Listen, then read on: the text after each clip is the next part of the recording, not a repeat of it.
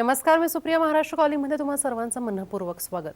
मित्रांनो, यूपीएससी म्हटलं ना की भल्या भल्यांच्या चेहऱ्यावर आठ्या पडतात, कारण एका अटेम्प्टमध्ये या स्पर्धात्मक परीक्षा सुटणं खरं तर कठीण असतं. म्हणूनच तुमचा हा कठीण मार्ग सोपा करण्यासाठी आज आपल्यासोबत आहेत द युनिक अकॅडमी पुणे संस्थेचे संचालक प्राध्यापक तुकाराम जाधव सर. तुमचं महाराष्ट्र कॉलिंगमध्ये अगदी मनापासून स्वागत. नमस्कार सर. आज आपल्याला यूपीएससीची तयारी कशी करावी या विषयावर मार्गदर्शन करणार आहेत. तसंच सरांची आपण थोडक्यात माहिती करून घेऊयात. सर गेल्या 10 वर्षांपासून राज्यशास्त्राचं अध्यापन करतायत. तसंच स्पर्धा परीक्षांसाठी सरांनी विविध पुस्तकांचं लेखन आणि संपादन देखील केलंय आणि 200हून अधिक विद्यार्थ्यांना सरांनी मार्गदर्शनही केलंय. तुमच्या मनात जे जे काही प्रश्न किंवा कोणत्याही शंका असेल तुम्ही आम्हाला जरूर फोन करा. त्यासाठी आपला क्रमांक आहे 0226684333. सर, खरं तर आपण यूपीएससीची परीक्षेची तयारी कशी करावी हा आपला आजचा विषय आहे. आपण यूपीएससी म्हटलं ना की खरं इतर परीक्षांसारखं नसतं की बाबा मला हे द्यायचं आहे, माझा आता मूड झालाय आणि मी हे करतो. तर याच्यासाठी जी पूर्वतयारी असते ती फार महत्त्वाची ठरते. आपण गेले अनेक भाग आपण हा विषय घेतलेला आहे आणि गेले अनेक भाग आपण हे सांगतोय. अगदी वारंवार आपण प्रेक्षकांना, मुलांना हे सांगण्याचा प्रयत्न करतो की पूर्वतयारी फार महत्त्वाची आहे. सर, या पूर्वतयारीविषयी तुम्ही काय सांगा? येस, म्हणजे 5 मुद्दे मी त्या बाबतीत समोर ठेवतो. त्यातला पहिला जो आहे की या परीक्षेचं स्वरूप काय आहे हे व्यवस्थित लक्षात घ्यायला पाहिजे. पूर्व परीक्षा, मुख्य परीक्षा, मुलाखत असे 3 टप्पे आहेत. त्या पुढे आपण बघूयातच. म्हणजे स्वरूप काय हा पहिला भाग असेल. दुसरा, त्या टप्प्यामध्ये जे विषय आहेत तर त्या विषयाचा अभ्यासक्रम बारकाईनं विद्यार्थ्यांनी पाहिला पाहिजे. सो त्याचं अवलोकन म्हणूयात, आपण ॲनालिसिस म्हणूयात. तिसरा जो महत्त्वाचा भाग आहे या पूर्वतयारीमध्ये ते म्हणजे प्रश्नांचं विश्लेषण, ज्याला म्हणूयात आपण. म्हणजे की काय प्रकारचे प्रश्न त्या विषयावरती आतापर्यंत आयोगाने विचारलेले आहेत. त्याला स्पर्धा परीक्षेच्या परिभाषेमध्ये प्रश्नपत्रिकांचं विश्लेषण, क्वेश्चन पेपर अनालिसिस, तिसरा भाग. चौथा म्हणजे स्वरूप, अभ्यासक्रम आणि प्रश्नांचं विश्लेषण केल्यानंतर त्या विषयासाठी संदर्भ कुठले वापरायचे. आणि हा पूर्वतयारीमधला अत्यंत महत्त्वाचा भाग आहे. तुम्हाला परीक्षा कळली आहे पण आता मी तयारी कशातनं करायची हे जर का नाही कळलं तर मग अडचण येऊ शकते. सो त्याच्याविषयी मी नंतर बोलतोच. आणि मग जो महत्त्वाचा भाग येतो तो म्हणजे 5वा, ज्याला म्हणूयात आपण नियोजन. व्यवस्थित नियोजन तुम्ही करायला पाहिजे. सो स्वरूप लक्षात घ्या, अभ्यासक्रम बारकाईनं पहा, प्रश्नांचं विश्लेषण लक्षात घेऊन मग तुम्हाला तुमच्या तयारीला परीक्षाभिमुख स्वरूप देता येतं. संदर्भांची यादी तुमच्याकडे असू द्या आणि नियोजन तुमच्याकडे असलंच पाहिजे. असे 5 मुद्दे ज्याला म्हणूयात आपण म्हणजे पूर्वतयारीमध्ये बघायलाच पाहिजे. बरोबर सर. त्यातले जे 3 महत्त्वाचे मुद्दे आहेत ते म्हणजे आहे पूर्व, मुख्य आणि मुलाखत. आपण याविषयी जाणून घेऊयात. मात्र सर, आपण इतके भाग खरं तर या सगळ्याविषयी बोलतोय. पालक आणि जे मुलं असतात ते खरं तर कुठेतरी दडपणाखाली असतात, कारण ते हे परीक्षेसाठी अटेम्प्ट करत असतात. जर त्या परीक्षेमध्ये ते नाही पास झाले तर कुठेतरी एक डिप्रेशन आपण म्हणू शकतो मुलांमध्ये आपल्याला पाहायला मिळतं. एक प्राध्यापक म्हणून तुम्ही आज आपल्या पालकांना आणि मुलांना काय सांगू इच्छित असाल? नाही, मी असं म्हणेन की 2 गोष्टी आहेत.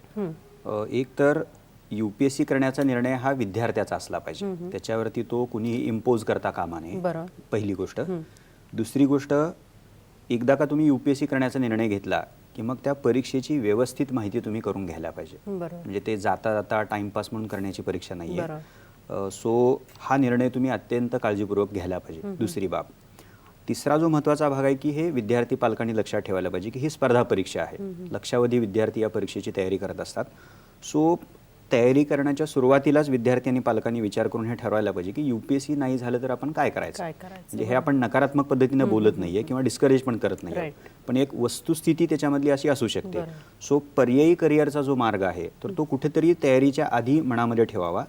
आणि मग जी काय वर्ष तुम्ही यूपीएससीच्या तयारीला द्याल, 2 वर्ष, 3 वर्ष, 4 वर्ष, त्या काळामध्ये मग मात्र कुठलाही पर्यायाचा विचार करायचा नाही. जो काही तुम्ही पर्यायी विचार केला तो सुरुवातीला करा, विसरून जा. आणि मग पूर्ण ताकदीनं जो काही स्लॉट तुम्ही या परीक्षेच्या तयारीला द्याल तेवढा स्लॉट तुम्ही पूर्ण ताकदीनिशी या परीक्षेचा अभ्यास तुम्ही करायला पाहिजे. बरोबर. म्हणजे असं म्हटलं जातं ना सर की आपल्याला जर काहीतरी अचीव करायचं किंवा आपल्याला जर तो गोल साध्य करायचा आहे तर आपण पूर्ण तयारी करून, आपल्या मनाची तयारी आणि आपल्या पूर्ण मानसिक तयारी करूनच आपण त्याच्यामध्ये उतरलं पाहिजे. मग जरी पराभव झाला तरी आपण मागे हटता कामा नये. हे फार महत्त्वाचं आहे.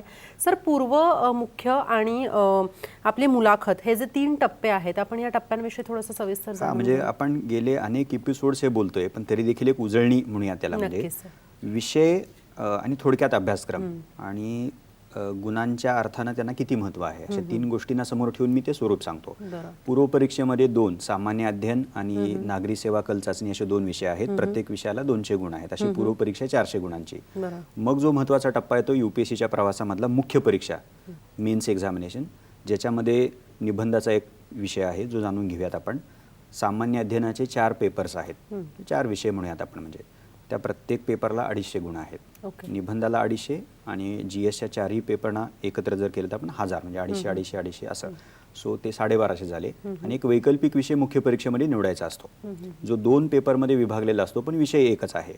त्या प्रत्येक पेपरला 250 गुण, म्हणजेच ऑप्शनलचे म्हणजे वैकल्पिक विषयाचे 500 गुण. सो निबंध, सामान्य अध्ययनाचे 4 पेपर्स आणि वैकल्पिक विषय या सगळ्यांची टॅली गुणांच्या भाषेमध्ये 1750 होते. ओके, हे मुख्य परीक्षेमधलं महत्त्वाचं आहे. आणि मग टप्पा येतो मुलाखतीचा 275 गुण. आता मुलाखतीला काही आयोगानं कुठला अभ्यासक्रम दिलेला नाहीये. ओके, पण तुमची जी काही व्यक्तिगत माहिती असते, घडणाऱ्या ज्या घडामोडी असतात त्याच्याविषयीचं तुमचं मत जाणून घेणं हा मुलाखतीमध्ये महत्त्वाचा भाग असतो, ज्याविषयी पण आपण नंतर बोलूयात. सो विषय आणि गुण म्हणजे पूर्व परीक्षा 400 गुण, मुख्य परीक्षा 1750 आणि मुलाखतीला 275 गुण, हा एक भाग झाला. पण दुसरा जो महत्त्वाचा आहे, स्वरूप काय आहे, तर पूर्व परीक्षेमध्ये सोप्या भाषेत सांगायचं असेल तर काहीच लिहायचं नसतं. ती वस्तुनिष्ठ स्वरूपाच्या प्रश्नांनी बनलेली आहे. बहुपर्यायी प्रश्न असतात, पण त्याला नकारात्मक गुणपद्धती आहे. एका प्रश्नाचं उत्तर चुकलं की त्याच्यासाठी तुम्हाला 1/3 अशी पेनल्टी दिली जाते. सो नकारात्मक. आणि पात्रता चाचणी आहे. सो वस्तुनिष्ठ स्वरूपाची बहुपर्यायी प्रश्नांनी बनलेली नकारात्मक गुणपद्धती असणारी आणि पात्रता चाचणी, हे पूर्व परीक्षेच्या बाबतीत. मुख्य परीक्षा जसं नावातच म्हटलेलं आहे ती रिटन टेस्ट आहे, लेखी स्वरूपाची परीक्षा. सगळ्या विषयांमध्ये तुम्हाला जे काही प्रश्न विचारले जातात तर त्याची एक शब्दमर्यादा असते, त्याला एक गुणमर्यादा असते, आणि ती शब्दमर्यादा आणि गुणमर्यादा लक्षात ठेवून विद्यार्थ्यांना डिस्क्रिप्टिव्ह आन्सर्स लिहायचे असतात. ओके, तो लेखी परीक्षा, त्याचं ते कौशल्य जास्त महत्त्वाचं आहे, म्हणून स्वरूप वेगळं आहे. आणि मुलाखत, ज्याला आपण असं म्हणूयात की तोंडी स्वरूपाची संवादरूपी कंडक्ट केली जाणारी परीक्षा, आणि शेवटचा टप्पा म्हणून आपण त्याच्याकडे बघू शकतो. सो काही विशिष्ट विषय, त्याचा अभ्यासक्रम, त्याला असलेली गुणमर्यादा, आणि महत्त्वाचं म्हणजे स्वरूप. पूर्व परीक्षा वस्तुनिष्ठ, मुख्य परीक्षा लेखी प्रकारची, आणि मुलाखत ही संवादरूपी तोंडी प्रकारची परीक्षा आहे. बरोबर. खरं तर हे फार 3 महत्त्वाचे टप्पे आहेत जे आता आपल्याला इथे सरांनी एक्सप्लेन केले. आपल्याला अधिक याविषयी बोलायचं मित्र, आपण आपल्या कार्यक्रमाचा पहिला फोन घेतोय. आपल्याशी शिंगारे बोलतायत नांदेडहून. तुमचा काय प्रश्न आहे शिंगारे? नमस्कार शिंगारेजी, तुम्हाला आवाज येतोय माझा? तुमचा आवाज येत नाहीये माझ्यापर्यंत. नमस्कार जाधव सर. हा नमस्कार, बोला. जाधव सरांना एक प्रश्न होता माझा. हा विचारा. हॅलो, विचारा तुमचा प्रश्न विचारा, येतोय आवाज. सर, जे आजकालचे जे विद्यार्थी ना दिल्लीला जे UPSC करतात ते इकडे नांदेड किंवा नागपूर, पुणे शहरामध्ये का करू शकत नाही सर? अच्छा, ठीक आहे. आपण तुमच्या प्रश्नाचं नक्कीच उत्तर जाणून घेणार आहोत. मात्र इथे आपण घेतो एक छोटासा ब्रेक. तुम्ही कुठे जाऊ नका, पाहत राहा महाराष्ट्र कॉलेज.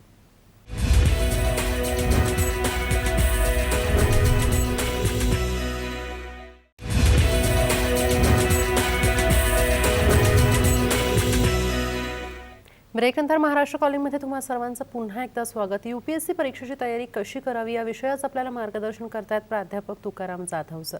सर, आता जो आपल्याला फोन आलेला होता नांदेडहून, त्यांनी आपल्याला एक प्रश्न विचारला, आणि खूप गंभीर खरं तर हा प्रश्न आहे, कारण ग्रामीण भागातून आलेला हा प्रश्न आहे की जर मुलं दिल्लीमध्ये करू शकतात UPSC, तर मुलं इकडचे मुलं का नाही करू शकत? माहितीच्या अभावी हे सगळं होतं. म्हणजे त्यांनी जो प्रश्न विचारताना शब्दप्रयोग वापरला की आजकाल, तर हे ते जे बोलतायत ती कालची परिस्थिती आहे. तुम्ही जर गेल्या 5-6 वर्षामधला रेट बघितला विद्यार्थ्यांचा दिल्लीकडे जाण्याचा, तो सबस्टॅन्शियली कमी झालेला आहे. तुम्हाला मी उदाहरण देतो. दरवर्षी जो महाराष्ट्राचा निकाल असतो त्यातले 100 विद्यार्थी उत्तीर्ण होतात, तर त्यातले 10% विद्यार्थी देखील तिथे गेलेले नसतात. त्यामुळे इथं मार्गदर्शन अतिशय चांगलं, प्रभावी उपलब्ध आहे. त्याच्यामध्ये कुठल्याही प्रकारची शंका घेण्याचं कारण नाही. आणि दुसरं एक सांगतो मी, अबोली नरवणे यावर्षी 78 रँक महाराष्ट्रात पहिले आहेत, किंवा अभिजित शेवाळे 19th रँक आहेत. हे त्यांनी कुठेही दिल्लीला कोचिंग घेतलेलं नाहीये. सो हा एक भ्रम आहे, किंवा फारशी माहिती नसते, कुठेतरी काहीतरी आपण वाचतो आणि आपल्याला वाटतं की, आणि फोबिया पण असतो ना एका प्रकारचा. सो त्यातनं हे येतं. म्हणजे सो पुण्यात देखील अतिशय दर्जेदार अशा प्रकारचं मार्गदर्शन उपलब्ध आहे. सर, कदाचित आपण असं म्हणू शकतो की या भागांपर्यंत ह्या गोष्टी पोहोचतच नाहीत अगदी व्यवस्थितपणे, आणि त्याच्यामुळे कुठेतरी या नागरिकांना हे माहितीच नसतं की आपल्या मुलांसाठी देखील अशा काही सुविधा आहेत. तर आज इथे जर हा प्रश्न आलेलाच आहे, तर द युनिक तर्फे काही अशा योजना आहेत की ग्रामीण मुलांसाठी आपण काही स्पेशल बॅचेस वगैरे आहेत? नाही, 2-3 गोष्टी त्याच्यामध्ये आहेत. एक तर आम्ही जसं म्हणालो की मराठी माध्यमातल्या विद्यार्थ्यांना अडचण असते, म्हणजे लेखन संदर्भ साहित्य उपलब्ध असत नाही. तर मला सांगायला अतिशय आनंद होतो की जवळपास 60 पुस्तकं आजपर्यंत आपण मराठी माध्यमातून पब्लिश केलेली आहेत. दुसरी जी महत्त्वाची गोष्ट आहे की इंग्रजीमध्ये तुम्हाला नियतकालिका आहेत, वर्तमानपत्र दर्जेदार असतात, पण मराठीमध्ये ती उपलब्धता नव्हती. ते लक्षात घेऊन आम्ही गेल्या 2 वर्षापासून युनिक बुलेटिन नावाचं मासिक सुरू केलेलं आहे. अतिशय सुंदर.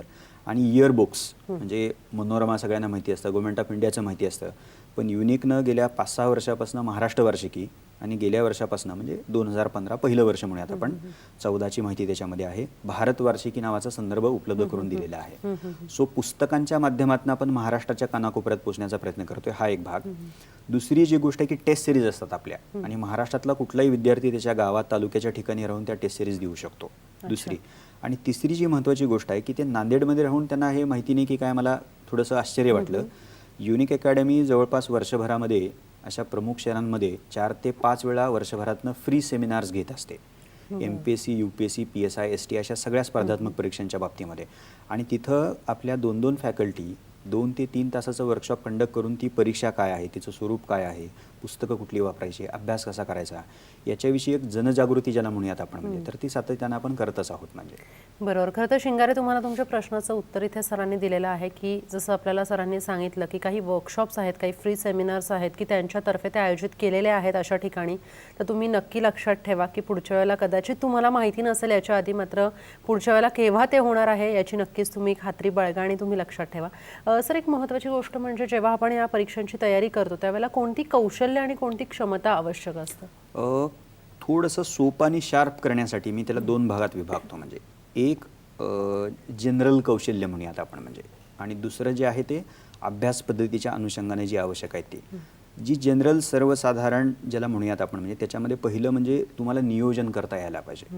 पण ही परीक्षा मोठी आहे, अभ्यासक्रम मोठा आहे, बरंच काही वाचायचं आहे, 1 वर्ष 2 वर्ष तुम्हाला अभ्यास करायचा आहे, तर मी केव्हा काय करणार आहे याचं बरोबर प्लॅनिंग तुम्हाला जमलं पाहिजे. नंबर 1. 2, तुमच्या अभ्यासामध्ये तुम्हाला कंटिन्युटी ठेवता यायला पाहिजे, सातत्याची हमी तुम्हाला द्यावीच लागते. तिसरी जी महत्त्वाची गोष्ट आहे, तुम्हाला सतत स्वतःचं इव्हॅल्युएशन करावं लागतं. आत्तापर्यंत कदाचित आपल्याला सवय नसेल, पण या परीक्षेमध्ये तुम्हाला रोजच्या रोज ठरवलेलं प्लॅनिंग होते की नाही वगैरे वगैरे, ह्या सगळ्याचं वेगवेगळ्या अर्थाने तुम्हाला मूल्यमापन करावं लागतं. सो मूल्यमापनाची ती एक स्किल तुम्हाला डेव्हलप करावी लागते. याच्या खेरीज जे महत्त्वाचं आहे की मी सोप्या भाषेमध्ये अनेक वेळेला विद्यार्थ्यांना सांगत असतो की तुमच्या डोक्यावर एक मोठं ओझं दिलं जाते. म्हणजे प्रेशर असतंच या परीक्षेचं, अँझायटी असते, स्पर्धा असते प्रचंड प्रमाणामध्ये, कटथ्रोट कॉम्पिटिशन ज्याला म्हणूयात आपण. तर अशा ओझ्याला तुम्हाला एका विशिष्ट अंतरावरती घेऊन जायचं आहे, तर मग ती प्रेशर बिअर करण्याची तुमच्यामध्ये जी कपॅसिटी असते तर ती कपॅसिटी तुमच्याकडे असायलाच पाहिजे. सो नियोजन, सातत्य, स्वयंमूल्यमापनाची तुमची हातोटी आणि संयम, धीर, चिकाटी असे वेगवेगळे शब्दप्रयोग तुम्ही त्या प्रेशर बिअर करण्यासाठी वापरू शकता. म्हणजे हा जनरल कौशल्याचा एक भाग झाला. आणि जे अभ्यासाशी संबंधित आहेत त्याच्याबद्दल आपण पुढे बोलूयातच, पण 2-3 गोष्टी त्यातल्या मी नमूद करतो आणि पुढे जाऊयात आपण. पहिली गोष्ट आहे त्यातली की तुम्हाला विचार करायचा इथं. म्हणजे असं नाही आहे की तुम्ही एक पुस्तक वाचलं त्यावरच आधारित प्रश्न येतील आणि जाऊन तुम्हाला रिप्रोड्यूस करायचा आहे, असं ॲब्सोल्युटली होत नाही. रादर ही परीक्षा इतकी गतिशील आणि दरवेळेला बदलणारी असते की तुम्हाला विचार करायला भाग पाडते ती. सो ती एक बाब. दुसरी जी महत्त्वाची गोष्ट आहे, प्रिलिम्समध्ये जे पुढं बघूयातच आपण, म्हणजे अभ्यास तुम्हाला नेमका करावा लागतो. म्हणजे मला थोडंसं आठवतंय, बाकीच्या गोष्टी आठवत नाहीत असं म्हणायला प्रिलिम्समध्ये वाव नाही आहे, कारण तुम्हाला 4 पैकी एका पर्यायाची निवड करावी लागते. सो नेमकेपणा अभ्यासातला. मुख्य परीक्षेला सोप्या भाषेमध्ये लेखन कौशल्य, जे तुम्ही आकलन केलेलं आहे तर ते तितक्याच प्रभावीपणे तुम्हाला लिहिता यायला पाहिजे, सादर करता यायला पाहिजे. आणि मुलाखतीमध्ये मला असं वाटतं की बाकीच्या बऱ्याच गोष्टी लागतात, पण शैली कुठली लागते तर तुमच्याकडे उत्तम संवाद कौशल्य असायला पाहिजे. सो ही अभ्यासाशी संबंधित कौशल्य म्हणून आपल्याला बघता येऊ शकतात. बरोबर. खूप महत्त्वाची कौशल्य जी आपल्याला अवगत असली पाहिजेत ती आज आपल्याला इथे सरांनी सांगितले या परीक्षेची तयारी करण्यापूर्वी. आपण एक फोन घेतोय, सोलापूरहून आपल्याशी नानासाहेब बोलतायत. नानासाहेब, तुमचा काय प्रश्न आहे? नमस्कार नानासाहेब. हॅलो. हां, बोला, प्रश्न विचारा आपला. सर, आपल्या टीव्हीचा आवाज तुम्ही कमी करू शकता का कृपया? हो. हॅलो. हां, बोला. सर, आमची मुलगी 10वीला आहे. हॅलो. टीव्हीचा आवाज तुम्ही कमी कराल का मागचा कृपया? हो. हॅलो सर, मुलगी 10वीला आहे आमची. तिनं अभ्यास कुठपासून चालू केला? या वर्षीपासून चालू केला तर चालेल का? 10वीला आहे तुमची मुलगी? हो, तिला आवड आहे UPSC करण्याची. ठीक आहे, आपण तुमच्या प्रश्नाचं उत्तर जाणून घेऊ. Yes. आता मुलगी 10वीला आहे म्हणत आहे. मी असं त्यांना विनंती करेन की तिची 10वी होऊ द्या. आत्ता या 7-8 महिन्याच्या काळामध्ये तिला काही वेगळं करायची गरज नाही. पण ज्या तेव्हा 10वीची परीक्षा देतील तर अशा विद्यार्थ्यांसाठी आम्ही उन्हाळ्यामध्ये 1 महिन्याचा फाउंडेशन कोर्स पुण्यामध्ये चालवतो. तर तो 1च महिन्याचा पूर्ण वेळ असतो, म्हणजे सकाळी 9 ते संध्याकाळी 5 पर्यंत. तर त्या फाउंडेशन कोर्समध्ये 1 महिन्याच्या उन्हाळी वर्गामध्ये UPSCची परीक्षा कशी आहे तिची तोंडओळख म्हणूयात आपण, तर ते ओरिएंटेशन त्यांना तिथं प्राप्त करून दिलं जातं. म्हणजे सो मला असं वाटतं की 10वी त्यांचा अतिशय चांगलं करू द्या त्यांना, आणि त्यानंतर तो कोर्स त्या करू शकतात. की ज्या कोर्समध्ये स्वरूप, अभ्यासक्रम, विषय, त्याची तयारी, न्यूजपेपर्स कसे वाचायचे, कुठली पुस्तकं वाचायची, ह्या सगळ्या गोष्टी त्यांना डेफिनेटली कळतीलच. म्हणजे आणि दुसरी एक विनंती मी सहज जाता करतो की आपलं जे युनिक बुलेटिन मी म्हणालो मगाशी, तर त्याच्यामध्ये सगळेच्या सगळे लेख हे स्पर्धा परीक्षेसंबंधी असतात. म्हणजे सो युनिक बुलेटिन हे मासिक जर त्यांना घेता आलं तर ते घ्यायला काही हरकत नाही. बरोबर. सर, ज्यावेळेला आपण UPSC परीक्षेची तयारी करतो त्यावेळेला नेमकी अभ्यास पद्धती कशी असावी आणि जो अभ्यास असतो तो नेमका कसा करावा? येस, यात मी एक गोष्ट गृहीत धरतो प्रत्यक्ष अभ्यास सुरू करण्याच्या आधी, आणि ती प्रत्येक विद्यार्थ्यांनी केली पाहिजे. रादर आपण आजच्या सेशनला सुरुवातच त्यातनं केलेली आहे. एक म्हणजे विद्यार्थ्यांना पूर्वपरीक्षा, मुख्य परीक्षा आणि मुलाखत याचं ढोबळ स्वरूप कळलेलं असलं पाहिजे. दुसरी गोष्ट, त्या परीक्षेमध्ये जे काही विषय आहेत त्याचा अभ्यासक्रम माहिती असायला पाहिजे, आणि प्रश्न कुठल्या प्रकारचे येतात. आता ही जर शिदोरी माझ्याकडे असेल किंवा हे प्रोग्रामिंग मी आधीच केलेलं असेल की मी अभ्यासक्रम बघितला विषयांचा आणि प्रश्नांचं स्वरूप बघितलेलं आहे, की मग अभ्यास पद्धतीबद्दल मी 2-3 मुद्दे सांगू शकतो. म्हणजे ते गृहीत धरून, म्हणजे पहिली गोष्ट, जेव्हा तुम्ही अभ्यासक्रम आणि प्रश्न बघता तर तुम्हाला असं लक्षात येते की अनेक ठिकाणी तुम्हाला कन्सेप्टवरती प्रश्न विचारलेले आहेत. सो कन्सेप्च्युअल क्लॅरिटी हा महत्त्वाचा भाग आहे. सो मी जर राज्यघटनेविषयी जर एखादे NCERTचं पुस्तक वाचत असेल तर त्या पुस्तकामधल्या प्रत्येक प्रकरणामध्ये ज्या कॉन्सेप्ट्स येतील, संकल्पना येतील, तर त्या मला व्यवस्थित कळल्या पाहिजे. सो संकल्पनात्मक स्पष्टीकरण तुमचं व्यवस्थित झालं पाहिजे, त्याचं अंडरस्टँडिंग व्यवस्थित झालं पाहिजे. सो अभ्यास पद्धतीमध्ये पहिली गोष्ट महत्त्वाची काय, तर सर्व विषयातल्या महत्त्वाच्या संकल्पना समजून घेणं. दुसरी गोष्ट, प्रत्येक विषयामध्ये जो काही सिलेबस दिलेला आहे त्याचा अभ्यासक्रम खूप मोठा असतो, त्याच्यात माहिती बरीच भरलेली असते. म्हणजे इकॉनॉमिक्समध्ये तुम्हाला आकडेवारी लक्षात ठेवावी लागते, इतिहासामध्ये सनावळे आहेत, वेगळ्या डेव्हलपमेंट्स आहेत, राज्यघटनेमध्ये काही महत्त्वाची कलमं आहेत वगैरे वगैरे, माहिती म्हणूया त्याला. त्याच्यामध्ये फॅक्ट्स असतात, त्याच्यामध्ये डेटा असतो वगैरे वगैरे. तर ती माहिती देखील तुम्हाला त्या विषयातल्या प्रकरणामधली तुम्हाला वेगळी काढून ठेवावी लागते, प्रोसेस करावी लागते, त्याला मायक्रोफॉर्ममध्ये तुम्हाला लिहावं लागतं. सो माहिती अभ्यासामधला दुसरा भाग. आणि तिसरी जी महत्त्वाची बाब आहे ज्याच्याविषयी आपण पुढं सविस्तर पण बोलूयात, चालू घडामोडींची तयारी. म्हणजे तुमच्या विषयाच्या संबंधित काही जर चालू घडामोडी, आता उदाहरणार्थ संसदेमध्ये जे काही झालं गेल्या 17-18 दिवसामध्ये, तर यावर्षी UPSC मुख्य परीक्षेमध्ये कदाचित निबंध विचारला जाऊ शकतो, कदाचित GS2 नावाचा जो राज्यघटनेवरचा विषय आहे तर त्याच्यावरती एखादा प्रश्न पण विचारला जाऊ शकतो की संसदेचे पतन झाले आहे काय, किंवा याच्यामध्ये विरोधी पक्षाचा रोल कसा होता, सत्ताधारी पक्ष आणि विरोधी पक्ष यांच्यामध्ये सहमती होऊ शकली नाही का. तर ह्या अशा ज्या काही करंट इव्हेंट्स असतील त्या विषयाशी संबंधित, किंवा आता चीननं स्वतःच्या चलनाचं अवमूल्यन केलेलं आहे आणि ते का केलेलं आहे, मग त्याचा डॉलरच्या किमतीवरती काय परिणाम होतो, रुपयावरती काय वगैरे वगैरे. सो त्यातला तो करंट इव्हेंटचा भाग असेल. सो कन्सेप्ट समजून घ्या, व्यवस्थित क्लॅरिटी असली पाहिजे, जी काय माहिती त्या विषयामध्ये आहे ती सविस्तर प्रोसेस करा. आणि तिसरा जो महत्त्वाचा भाग आहे, चालू घडामोडी जर त्या बाबतीत असतील तर त्याच्याही नोंदी तुम्ही ठेवायला पाहिजे. ह्या 3 बाबी तुमच्या अभ्यास पद्धतीमध्ये महत्त्वाच्या तुम्ही मानल्या पाहिजे. बरोबर. म्हणजे खूप 3 महत्त्वाच्या आणि कठीण अशा सरांनी खूप सोप्या करून सांगितलेल्या या 3 गोष्टी आहेत. आपण एक फोन घेतोय नाशिकहून, आपल्याशी वैशाली बोलतायत. वैशाली, तुमचा काय प्रश्न आहे? हा, नमस्कार सर. मला असं विचारायचं सर की UPSC परीक्षेला बसण्यासाठी मुख्य पात्रता काय असते, आणि वेगवेगळ्या कॅटेगरीसाठी वयोमर्यादा, आणि किती प्रयत्न करता येतात प्रत्येक वेळेस, म्हणजे OBC, EBC किंवा अजून वेगवेगळ्या कॅटेगरीसाठी मर्यादा असते, तर त्यांना किती वेळेस परीक्षा देता येते, आणि माझं वय आता 40च्या पुढे, मला ही परीक्षा देता येईल का? ठीक आहे, आपण तुमच्या प्रश्नाचं उत्तर नक्कीच जाणून घेऊयात. मात्र इथे आपण घेतो एक छोटासा ब्रेक. तुम्ही कुठे जाऊ नका, पाहत राहा महाराष्ट्र कॉलिंग.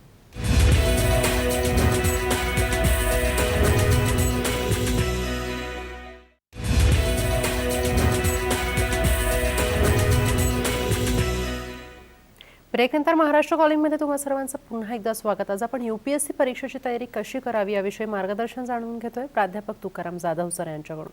आता आपल्याला जो एक फोन आलेला होता सर, नाशिकहून आपल्याशी वैशाली बोलत होत्या, तर त्यांनीच आपल्याला प्रश्न विचारला, आपण त्याचं उत्तर देऊया. येस, बेसिक क्वालिफिकेशन किंवा पात्रता ज्याला म्हणूयात आपण, कुठल्याही शाखेतली पदवी शिक्षण आणि 21 वर्ष पूर्ण झालेली असली पाहिजेत. बरं. आणि या व्यतिरिक्त मग खुला प्रवर्ग, ओबीसी इतर मागासवर्गीय आणि अनुसूचित जाती अनुसूचित जमाती, तर यांना 30, 33, 35 अनुक्रमे ही मूळ योजना आहे.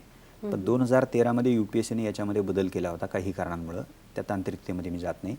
तर सर्वांना 2 अटेम्प्ट वाढवून दिले होते आणि 2 वर्षेही वाढवून दिली होती. म्हणजे ओके, हा एक भाग झाला. दुसरं मी त्यांना विनंती अशी करू इच्छितो की 30 जुलैपासून युनिकनं नाशिकमध्ये कलानगर इथं आपली शाखा सुरू केलेली आहे. तर तिथं बाकी ज्या तांत्रिक बाबी आहेत तर त्याचं मार्गदर्शन मिळेल त्यांना.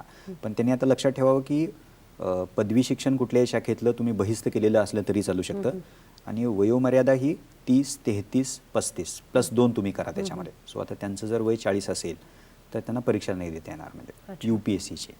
येस, बरोबर. सर, खरं तर हे जे 3 टप्पे आहेत, पूर्व, मुख्य आणि मुलाखत, या जेव्हा तिन्ही गोष्टींचा आपण अभ्यास करतो त्यावेळेला तो एकाच पद्धतीने करायचा असतो की त्याच्यामध्येही काही वेगवेगळ्या गोष्टी आहेत? येस. पहिल्यांदा आपण पूर्व आणि मुख्य परीक्षा असं एकत्र करूया, तर नंतर मुलाखतीकडे जाऊयात. म्हणजे जसं सुरुवातीला आपण म्हणालो की पूर्व परीक्षा वस्तुनिष्ठ स्वरूपाची आहे, मुख्य परीक्षा लेखी स्वरूपाची आहे.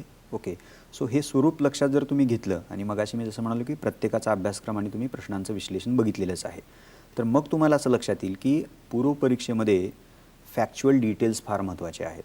म्हणजे बरीचशी माहिती विचारली जाते, आकडेवारी विचारली जाते. तर ह्या सगळ्या बाबी तुम्हाला पूर्व परीक्षेची तयारी करताना पाहाव्या लागतात. सो विषय, त्याचा अभ्यासक्रम, मी जसं मगाशी म्हणालो की संकल्पना पहा, चालू घडामोडी पहा, माहिती, पण माहितीच्या भागाकडे तुम्हाला दुर्लक्ष करता येत नाही. कारण एका वाक्यामध्ये 2 वाक्यामध्ये काहीतरी विचारले तुम्हाला आणि खाली मग पर्याय आहेत ABCD आणि त्याच्यामध्ये 4 फॅक्ट्स सांगितलेले आहेत. मला त्यातल्या 2 माहिती आहेत, 2 माहिती नाही आहेत. तर असं चालतच नाही पूर्व परीक्षेमध्ये, कारण तुम्हाला एकच उत्तर लिहायचं असतं त्याच्यामध्ये. म्हणजे असं नाही होणार की आपण 2 मुद्दे लिहूयात आणि 2 मुद्दे मला आठवत नाही आहेत तर त्याचे मार्क्स कट, असं नाही होणार त्याच्यामध्ये. So you have to be very precise. Okay, आणि नेमकं तुम्हाला आठवायला पाहिजे. सो तयारी करताना पूर्व परीक्षेची आधी जे काही प्रश्न विचारलेले आहेत ते बघून तुमच्या अभ्यासाचा आवाका तुम्ही ठरवायला पाहिजे. आणि डे 1 पासनं प्रत्येक फॅक्च्युअल डिटेल अंडरलाईन करून ठेवा, त्याला हायलाईट करा, त्यातल्या कन्सेप्ट्स तुम्ही बघा, आकडेवारी असेल तर तिला बाजूला काढा, छोट्या फॉर्ममध्ये तुम्ही लिहा आणि तिचं वारंवार तुम्ही काय रिव्हिजन करा. म्हणजे पूर्व परीक्षेमध्ये हे महत्त्वाचं आहे. मुख्य परीक्षेमध्ये मात्र स्वरूप बदलतं. लेखी प्रकारची परीक्षा आहे. प्रश्न नीट समजून घ्या, त्याची डिमांड काय आहे. त्याच्यानंतर महत्त्वाची गोष्ट म्हणजे किती गुणांसाठी तो प्रश्न लिहायचा आहे तुम्हाला आणि शब्दमर्यादा किती आहे. याच्यामध्ये आकलन महत्त्वाचं आहेच आहे, पण तुम्हाला जे काय आकलन तुम्ही केलेलं ते मांडायचं आहे शेवटी. सो सादरीकरण फार महत्त्वाचं आहे. मग त्याच्यामध्ये मी भाषा कशी वापरतो, व्याकरणदृष्ट्या माझी वाक्यरचना कशी आहे, शुद्धलेखनाचा वापर मी शुद्धलेखन मी करू शकतो की नाही, इथंपासून ते मी परिच्छेद कसे अरेंज करतोय, माझ्या उत्तरामध्ये सलगता आहे का, सुसंगती आहे का, प्रस्तावना माझी कशी आहे, समारोप कसा आहे. थोडक्यामध्ये ज्याला आपण लेखन क्षमता असं म्हणूयात, रायटिंग ॲबिलिटी, तर ती ॲबिलिटी मुख्य परीक्षेमध्ये महत्त्वाची असते. आणि महत्त्वाची आणखीन एक गोष्ट मुख्य परीक्षेच्या बाबतीमध्ये, इथं प्रश्न तुम्हाला अमुक बरोबर आहे का चूक आहे अशा स्वरूपाचे नसतातच. म्हणजे एका वाक्यात उत्तर द्या अशा प्रकारचे, तर तुम्हाला निबंध वजा प्रश्न लिहायचे असतात. त्यामुळे तुम्हाला विश्लेषण करावं लागतं बऱ्याच ठिकाणी, चिकित्सा करावी लागते, उलगडून दाखवा, उदाहरण स्पष्ट करा. सो तिथं तुमच्या आकलन कसोटीचंही एका अर्थाने आणि लेखन क्षमतेचाही म्हणजे एका अर्थाने कसोटी घेतली जाते. सो तुम्हाला ती ॲबिलिटी मुख्य परीक्षेमध्ये विकसित करावी लागते. सो पूर्व परीक्षेमध्ये नेमकेपणा, लक्षात ठेवणं, ती स्मरणशक्ती एका बाजूला, आणि मुख्य परीक्षेमध्ये आकलनाबरोबर लेखन शक्तीमध्ये, या 2 बाबी त्याच्यामध्ये महत्त्वाच्या आहेत. म्हणजे नक्कीच. आणि याच्या बरोबरीने मुलाखतीची तयारी कशी करायची ते देखील आपल्याला जाणून घ्यायचं आहे. मात्र आपण एक फोन घेतोय, बुलढाण्याहून आपल्याशी ज्ञानेश्वर बोलतात. तुमचा काय प्रश्न आहे Dnyaneshwar? Good morning sir. Hello, नमस्कार. Good morning, good afternoon sir. बोला. मला सरांना प्रश्न विचारायचा आहे की माझी आता 12वी झालेली आहे, मला 73% मिळालेले आहेत आणि यानंतर मला शक्यतो BA ला ऍडमिशन घेतलेलं परवडेल की मला BSc ऍग्रिकल्चर बायोटेक्नॉलॉजीचं चांगलं कॉलेज मिळतंय, ते ग्रॅज्युएशन त्यामार्फत केलेलं परवडेल. पण नेमकं तुला पुढे जाऊन UPSC करायची आहे का, त्या अनुषंगाने हा प्रश्न आहे? करायचीच आहे. करायचीच आहे. बरोबर, आपण सरांकडून जाणून घेऊया. येस, प्रथमतः मी त्यांचं अभिनंदन करतो त्यांना 12वीमध्ये जे गुण मिळाले त्यासाठी. मी त्यांना हा खरं तर प्रश्न प्रत्येक विद्यार्थी आणि पालकांना पडलेला असतो ज्यांच्या पाल्यांना त्यांना UPSC किंवा MPSC करायचं असतं. पण मी सल्ला आणि विनंती अशी करेन त्यांना की त्यांनी ज्या शाखेमध्ये त्यांना आवड आहे त्या शाखेमध्ये पदवी शिक्षण घ्यायला काय हरकत नाही. ते जे बायोटेक्नॉलॉजीमध्ये मिळते असं ते म्हणत होते, मिळत असेल तर ते त्यांनी जरूर करावं. म्हणजे बऱ्याचदा असं वाटतं की आर्ट्स केलं तर मी UPSC होण्याची शक्यता जास्त आहे. ओके, पण असं असेलच असं काही नाही आहे त्याच्यामध्ये. कारण ही परीक्षा वेगळी आहे, अभ्यासक्रम वेगळा आहे, ओव्हरलॅप बरंच असू शकतं आर्ट्स आणि या परीक्षेमध्ये. पण आर्ट्स घेतल्यामुळं फार सोपं जाईल आणि मी जर वेगळ्या शाखेतनं ग्रॅज्युएशन केले असेल तर मला महाकठीण जाईल असं काही त्याच्यामध्ये नाही आहे. सो एक तर तुमची आवड त्या विषयातली आणि त्या पदवी शाखेतली ती पदवी शाखा तुम्ही निवडा. आणि दुसरी गोष्ट ती भलीही वेगळी असो, म्हणजे इंजिनिअरिंग वगैरे वगैरे असं काही जरी असले तरी त्यांनी फारसा फरक पडत नाही. म्हणजे महत्त्वाचा मुद्दा काय की त्यांना जर ते करायचं असेल, त्यांची पॅशन असेल, तर ते डे 1 पासून म्हणजे फर्स्ट इयरपासून हे बघत राहतील की UPSC काय परीक्षा आहे. आणि मग जेवढा काही वेळ त्यांना ते ग्रॅज्युएशन सांभाळून मिळेल तर तेवढा वेळ तास 2 तास 3 तास वीकेंडला जास्त वेळ मिळेल त्यांना मध्ये, तर त्या काळामध्ये त्यांना UPSCची डेफिनेटली तयारी करता येऊ शकते. बरोबर, आणि ज्या पद्धतीने त्यांनी आपल्याला उत्तर दिलं की मला करायचंच आहे, म्हणजे त्यांना खरंच करायचं आहे आणि ते खूप चांगल्या पद्धतीने. ऑल द बेस्ट तुला ज्ञानेश्वर. सर बरोबर, आणि याच्या बरोबरीने जसं आपण मगाशी बोलत होतो की मुलाखत देखील एक खूप महत्त्वाचा टप्पा आहे याच्यामध्ये. मुलाखतीची जी तयारी असते ती कशी करायची सर? येस, शेवटचा टप्पा तो आहे. त्याच्याविषयी एक थोडंसं टेक्निकल एक्सप्लेनेशन मी देतो. विद्यार्थी पूर्वपरीक्षा पात्र होतो, मुख्य परीक्षा लिहिण्याची संधी मिळते, मुख्य परीक्षा लिहितो, पण मुख्य परीक्षा लिहिणारा प्रत्येक विद्यार्थी मुलाखतीसाठी बोलवला जात नाही. सो ज्याला कट ऑफपेक्षा जास्त मार्क आहेत किंवा कट ऑफ एवढे मार्क आहेत त्या वर्षीचा एक कट ऑफ असतो मुख्य परीक्षेमध्ये, तर त्या विद्यार्थ्यांनाच म्हणजे सिलेक्टेड विद्यार्थ्यांनाच आपण म्हणूयात की मुलाखतीसाठी बोलवलं जातं. मग मुख्य परीक्षेमधले मार्क्स आणि पात्र झालेल्या त्या विद्यार्थ्यांचे मुलाखतीमधले मार्क्स असे मुख्य आणि मुलाखत या दोन्हीमध्ये प्राप्त झालेल्या गुणांची बेरीज करून तो विद्यार्थी पात्र किंवा अपात्र ठरतो. आता मुख्य परीक्षेला 1750 गुण आहेत आणि मुलाखतीला 275 गुण आहेत. सो गुणांच्या भाषेमध्ये मुलाखत कमी महत्त्वाची असं वाटू शकतं, पण तरी देखील तिला लाईटली घेऊन चालत नाही. तिचं महत्त्व हे अनन्यसाधारण आहे. हा पहिला बाब. दुसरी बाब, आयोगानं कुठलाच अभ्यासक्रम दिलेला नाही आहे, पण आयोग या एक्झाम सिस्टीममध्ये प्रत्येक विद्यार्थ्याची सर्वांगीण माहिती भरून घेत असतो. म्हणजे तुमचं नाव, आईवडिलांचं नाव, आडनाव ही तर बेसिक बाब आहे. त्याखेरीज तुमची एज्युकेशनल बॅकग्राऊंड काय आहे, तुम्ही कुठल्या परिसरातनं तुम्ही येता, कुठलं राज्य आहे तुमचं, त्याच्या व्यतिरिक्त अभ्यासबाह्य बाबी तुम्ही केलेल्या आहेत का. सो ह्या सगळ्यांना मिळून आपण असं म्हणूयात की त्या उमेदवाराची व्यक्तिगत माहिती, आणि त्या व्यक्तिगत माहितीतल्या काही मुद्द्यांना समोर ठेवून मुलाखत मंडळ तुम्हाला प्रश्न विचारत असतं. हा एक भाग आहे. दुसरी बाब, तुम्ही वैकल्पिक विषय निवडत असता मुख्य परीक्षेसाठी.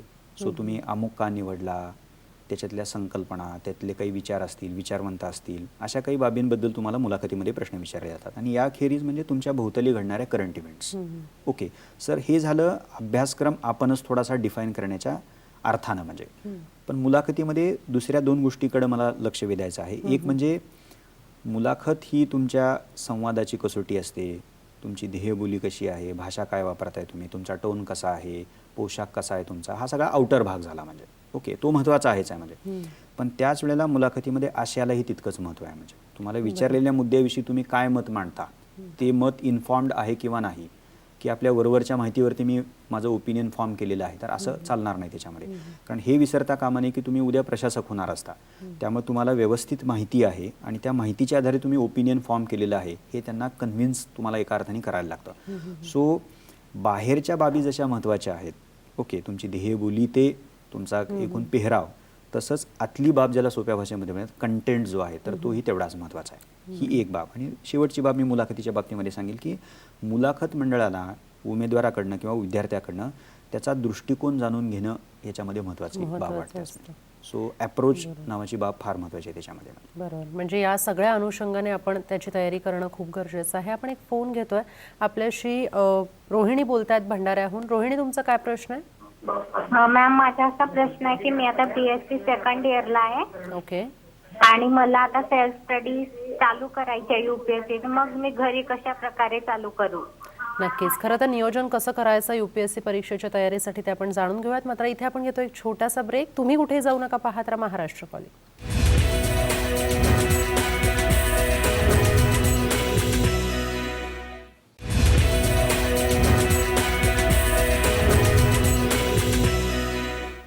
ब्रेकनंतर महाराष्ट्र कॉलिंगमध्ये तुम्हा सर्वांचं पुन्हा एकदा स्वागत. UPSC परीक्षेची तयारी कशी करावी या विषयात आपण सविस्तर मार्गदर्शन जाणून घेतोय प्राध्यापक तुकाराम जाधव सर यांच्याकडून.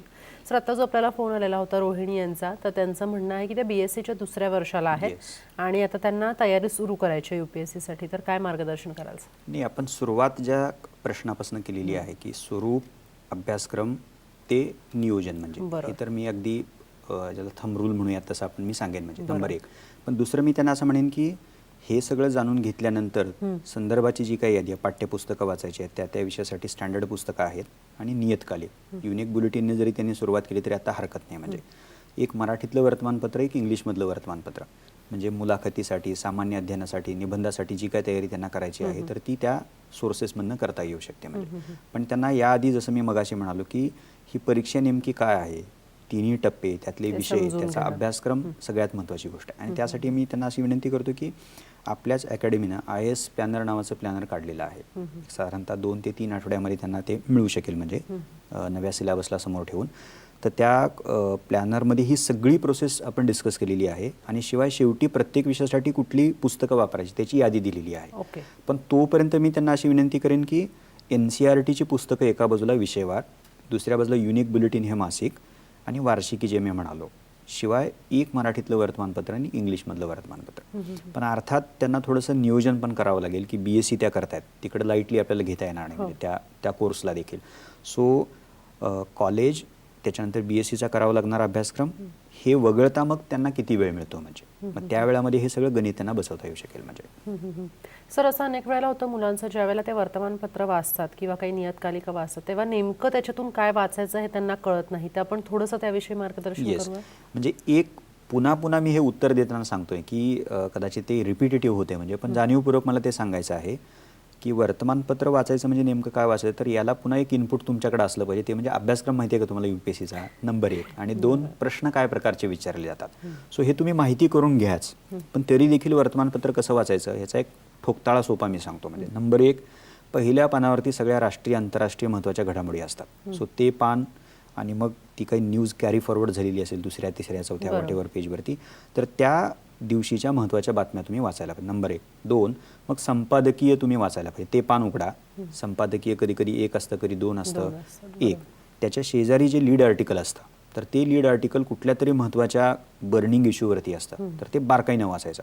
त्याच्या राईट हँड साईडला जे पेज असतं तिथंही विशेष लेख असतात. म्हणजे ही 2 पेजेस, संपादकीय आणि त्याच्या उजव्या साईडचं. त्याच्यानंतर तुम्ही जर पेज उलटलं तर तुम्हाला असं लक्षात येईल की वेगवेगळ्या विषयांना वाहिलेल्या पुरवण्या असतात. कधी विज्ञान तंत्रज्ञान, कधी पर्यावरण, कधी शिक्षण वगैरे वगैरे, साहित्य.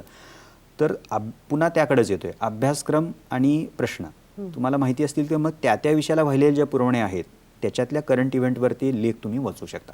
आणि शेवटचं पान म्हणजे स्पोर्ट्सचं पान. सो अशी 4 ते 5 पानं किंवा मॅक्सिमम 6 पेजेस म्हणूयात आपण वर्तमानपत्रातली एक ठोकताळा म्हणून तुम्ही बघायला काय हरकत नाही. पण त्याला धार केव्हा येईल, म्हणजे तर जेव्हा तुम्ही अभ्यासक्रम आणि प्रश्न बघितलेले असतात तेव्हा. अदरवाईज मग आपल्याला ते हवेत आपली तयारी चालली असा त्याचा अर्थ होऊ शकतो. So you look into the syllabus आणि क्वेश्चन पेपर्स, म्हणजे ही महत्त्वाची बाब. बरोबर. म्हणजे खरं तर UPSCची तयारी करण्यापूर्वी आपण नेमकं UPSC म्हणजे काय आहे आणि जे इतक्या वर्षापासून जे खरे तर सगळे प्रश्न विचारले गेलेले आहेत ते कशा स्वरूपाचे प्रश्न आहेत ते देखील आपल्याला माहिती असणं खूप गरजेचं आहे. आपण एक फोन घेतोय, सांगलीहून आपल्याशी शिवराज बोलतायत. शिवराज, तुमचा काय प्रश्न आहे? मॅडम, माझा आहे की मी आता 12वी सायन्स केलंय, मला 56% आहेत आणि मला दुसरीकडे कुठे ऍडमिशन BSc भरल्यावर मला लेट झाल्यावर मला दुसरीकडे कुठे ऍडमिशन घेता आलं नाही. तर मला आता UPSC MPSC तयारी करायची, तर मी करू शकतो का BA नंतर BA फर्स्ट इयर? आता 12वी झालेली आहे, बरोबर? हा राईट मॅम. आणि आता पुढे ऍडमिशन कशासाठी घेणार आहे? मॅडम, मी BSc साठी घ्यायचं होतं पण मला भेटलं नसल्यामुळे मी BA फर्स्ट इयरला घेतले. आता BA फर्स्ट इयरला घेतली ऍडमिशन? हा. ओके, ठीक आहे. काय हरकत नाही. म्हणजे मगाशी एका विद्यार्थ्याने जो प्रश्न विचारला तो थोडासा वेगळ्या कॉन्टेक्स्टमध्ये, तर मी त्यांना असं म्हणेन की ॲब्सोल्युटली तुम्ही BA करून UPSCची तयारी करू शकता. आता उलट तुम्ही एकदा BAला ॲडमिशन घेतलेलंच आहे तर त्याच्यातले आपण सकारात्मक मुद्दे बाजूला काढूयात. पहिली गोष्ट, BA काही इतकं डिमांडिंग नसतं. समजा जर आपण असं म्हणालो की एक 3 ते 4 तास त्यांचे क्लॉक आवर्स जात असतील कॉलेज अटेंड करायला, शिवाय एक 2-3 तासाचा अभ्यास रोजचा त्यांना करायला लागत असेल, तर 5 ते 6 तास रोज त्यांना अभ्यासाला मिळतात. सो भरपूर वेळ त्यांच्याकडे आहे त्या शाखेमधलं ग्रॅज्युएशन करत असल्यामुळे, नंबर 1. सो तो वेळ कसा वापरायचा. पुन्हा त्यांना उत्तर देताना मी असं म्हणेन की ही परीक्षा, तिचा अभ्यासक्रम, ह्या सगळ्या गोष्टी तुम्ही हळूहळू माहिती करून घ्यायला पाहिजेत आणि मग तुमचा तो उरलेला वेळ कसा वापरायचा हे तुम्हाला लक्षात घेता येईल. एक बाब. दुसरी जी महत्त्वाची गोष्ट आहे की BA पुन्हा त्याच्याकडं सिरियसलीच बघायचं. कारण विद्यार्थी आणि पालकांचं काय होतं की मी UPSC MPSC करणार आहे तर मी कसंही ग्रॅज्युएशन केले तरी चालेल असं त्यांना एक वाटत असतं. पण मी त्या सगळ्यांना विनंती अशी करेन की तुम्ही ज्या कुठल्या शाखेत तुम्ही ग्रॅज्युएशन करत आहात तर तेही तितकंच महत्त्वाचं आहे. सो दोन्ही गोष्टी तुम्ही चांगल्या पद्धतीने हाताळू शकता. म्हणजे सो एकाच्या नावावरती दुसरीकडे अजिबात तुम्ही दुर्लक्ष करता कामा नये. दुसरी गोष्ट. तिसरी गोष्ट, मी जसं त्या मुलींना मी सांगताना म्हणालो की अशा पद्धतीने गोष्टी करा, तर त्यांनाही मी हेच रिपीट करेन की बुलेटिन, एक इंग्लिश वर्तमानपत्र, मराठी वर्तमानपत्र आणि विषयाचा अभ्यासक्रम तुम्हाला कळायला लागला की एक एक विषय घेऊन त्याचं NCERT आणि स्टँडर्ड पुस्तक, अशा 3 पद्धतीने त्यांना ही 3ही वर्ष चांगल्या पद्धतीने वापरता येऊ शकतील. बरोबर सर, जसं आता तुम्ही वारंवार सांगताय की जर आपण कोणत्याही शाखेमध्ये ग्रॅज्युएशन करत असू तर आपण त्याच्याकडे लक्ष देणं फार गरजेचं आहे. तिकडे कुठेही आपल्याला दुर्लक्ष करायचं नाहीये आणि UPSCची तयारी करायची. तर अशा वेळेला ज्यावेळेला आपण UPSC साठी पात्र ठरतो त्यावेळेला अकॅडमिक्स किती महत्त्वाचे ठरतात? नाही, अकॅडमिक्समध्ये खरं तर UPSCला इंटरेस्टच नाही आहे. ओके. 35% मिळवलेला प्रत्येक विद्यार्थी परीक्षा देण्यासाठी पात्र आहे आणि तो किंवा ती संपूर्ण भारतात पहिला येऊ शकतात. ओके. सो मला असं वाटतं की त्याचा अर्थार्थी संबंध नाही आहे, फक्त ते एक एज्युकेशनल क्वालिफिकेशन आहे. हां, ओघाने असं होऊ शकतं की तुमच्या बायोडेटामध्ये तुमचं एज्युकेशनल क्वालिफिकेशन एक्सलंट दिसतं. कदाचित तुम्हाला प्रश्न विचारले जातील, पण त्याही प्रश्नाची उत्तरं जर तुम्ही व्यवस्थित दिलात तर आणि तरच तुम्हाला त्याचा फायदा होईल. म्हणजे पण अदरवाईज एक्सलंट तुमचं रेकॉर्ड दिसते पण प्रश्नांची उत्तरं तुम्हाला टॅकल करता येत नाहीत तर ते बॅड इम्प्रेशन क्रिएट करू शकतं. सो मला असं वाटतं की एका मर्यादेपलीकडं तुमचं जे बॅकग्राऊंड आहे ते मॅटर करत नाही. हां, ते वेगळ्या पद्धतीनं मॅटर कसं करतं की तुमचं अकॅडमिक रेकॉर्ड एक्सलंट आहे याचा अर्थ तुम्हाला अभ्यासाची शिस्त आहे, सवय आहे. त्या शिस्तीचा, सवयीचा तुम्हाला UPSCला डेफिनेटली फायदा होऊ शकतो. म्हणजे सो या अर्थाने तुम्ही त्याच्याकडे पॉझिटिव्हली बघायलाच पाहिजे. बरोबर. आणि जसं तुम्ही मगाशी मी तुम्हाला प्रश्न केला होता की काही मुलं निराश होतात जर UPSC नाही झाली, तर एक पर्यायी ऑप्शन म्हणून त्यांचं अकॅडमिक्स चांगलं असलं तर त्याचा त्यांना खूप चांगला फायदा होऊ शकेल. अगदी अगदी. म्हणूनच मी 2 प्रश्नांची उत्तर देताना जे म्हणालो की तुम्हाला ज्या शाखेत इंटरेस्ट वाटतो त्या शाखेत तुम्ही पदवी घ्या, जेणेकरून इकडं जर नाही झालं आपलं. आता शाखेत इंटरेस्ट आहे आणि तुम्ही त्या शाखेमध्ये पदवी घेणं याचा अर्थ काय होतो, तर मी पॅसिनेटली तो विषय करत असल्यामुळं किंवा करण्याचा विचार करत असल्यामुळं मी ते एक्सलंट करत असतो. म्हणजे जुजबी माझी तयारी नसते त्याच्यामधली. आणि तुम्ही कुठल्याही शाखेमध्ये जर एक्सेल केलं तर तुम्हाला एम्प्लॉयमेंटचा प्रश्न येणार नाही. म्हणजे मग ते आर्ट्स असू द्या, कॉमर्स असू द्या, सायन्स असू द्या, किंवा मी उलटं असं म्हणेन म्हणजे की अमुक अमुक शाखेत मी ग्रॅज्युएट झालेलं आहे म्हणजे मला नोकरी मिळणारच याही भ्रमात राहता कामा नये. म्हणजे सो शाखा कुठली असू द्या, इरेस्पेक्ट ऑफ दॅट, तुम्ही जर चांगल्या प्रकारे ती केली, पूर्ण केली, तर तुम्हाला एम्प्लॉयमेंटची कुठल्याही प्रकारची चिंता करण्याचं कारण नाही. खरं तर सर, कार्यक्रमाची वेळ संपत आली आहे, मात्र तरी सुद्धा जाता एक शेवटचा प्रश्न असा आहे की मुख्य परीक्षेमध्ये जो निबंध हा विषय फार महत्त्वाचा असतो, त्याची तयारी कशी करावी? येस, हे थोडंसं मी एक्सपांड करतो की निबंध आहे, सामान्य अध्ययन आहे आणि वैकल्पिक विषय आहे. तर त्याची तयारी करत असताना आत्तापर्यंत आयोगानं कशा प्रकारचे निबंध विचारलेले आहेत, एक साधारणतः 5 वर्षाचे पेपर जर तुम्ही बघितले तर एक 50 विषय तुमच्या समोर येतील. म्हणजे आणि मग ते 50 विषय फिरून फिरून तुम्हाला असं लक्षात येईल की स्त्रियांवरती एखादा विषय आहे, लोकशाहीवरती एखादा विषय आहे, त्या वर्षी एखादी महत्त्वाची घडामोड घडलेली असते त्याच्यावरती एक विषय. सो असे 50-60 निबंध 4-5 ब्रॉड शीर्षकाखाली तुम्ही क्लासिफाय करू शकता. नंबर 1. 2, मग तुम्ही जो अभ्यास करायला लागता, NCERT असू द्या, स्टँडर्ड पुस्तक असू द्या, वर्तमानपत्र, नियतकालिका, तर त्या विषयावरती जी काय माहिती तुम्हाला मिळेल तर ती मुद्द्यांच्या स्वरूपामध्ये तुम्ही लिहायला लागा.